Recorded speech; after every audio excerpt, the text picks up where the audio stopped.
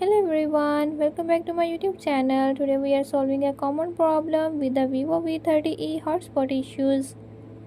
In this video, I'm gonna share a few tips how to fix this issue.